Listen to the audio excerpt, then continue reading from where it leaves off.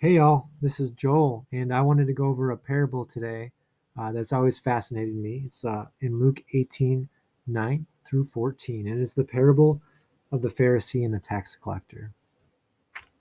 I'm going to give you guys a chance to read that right now, and I'll be right back. All right, so this parable by Jesus was given to actual people. He told this to people who trusted in themselves. And so I wanted to go deeper on that. And so I looked at this word trusted. And in the Greek, that word means confident or persuaded.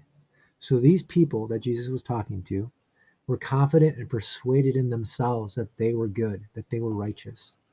And when I think about this, right, this is the way our world is. You know, if you walked around the streets and you asked people, what makes you acceptable to God, or what makes you get into heaven, um, a lot of people, most people, I would say, in America at least, would say, I do more good than bad. I do, and they would list off the things that they do that are good, right? And they are good. And say that's what makes me okay with God, right? And Jesus says, no, that's not the right way, and that is not the way that I've made. And I have a better way, and I'm going to tell this story to highlight what that is. So he contrasts two men, a Pharisee and a tax collector. And the Pharisee in that time was someone that was a religious leader, that was moral and devout, and looked upon well in society.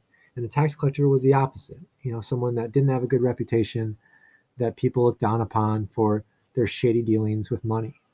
And so you have someone that should be accepted by God, the Pharisee, and someone that should not, the tax collector, based on human reasoning. And yet God says that the tax collector goes home justified and the Pharisee doesn't. Why? Well, the Pharisee presents his righteousness. He says, this is all the things that I do. I'm not like other men, extortioners, unjust, adulterers, or even like this tax collector. So I, I don't steal money. I'm I don't cheat on my wife. I'm just in my dealings. And I also am devout. I fast and I tithe. And so here's all the things that I do. But the really interesting thing is that he says this first off. He says, God, I thank you. So he acknowledges that it is God that made him this way, that God's working through him, and that God helped him do these things to not be a certain way and to be a certain way. And so he's looking at himself and he's saying, thank you. So what's the problem? What's the problem with this situation? Why does he not go home justified? And it's the problem is the basis for his righteousness before God. Let's contrast with the tax collector. He stands far off, not even lifting up his eyes to heaven, beating his breast and saying, God, be merciful to me, a sinner. So what did the tax collector do that the Pharisee didn't? Well, he saw himself in need and he looked to God and not himself.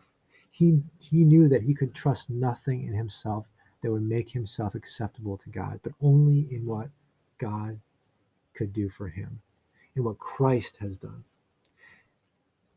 So the question is, how are we declared acceptable or righteous before God? And it's only by the blood of Jesus, by the death and resurrection of Jesus Christ that makes us acceptable and righteous before God. And it is nothing that is in us or of us.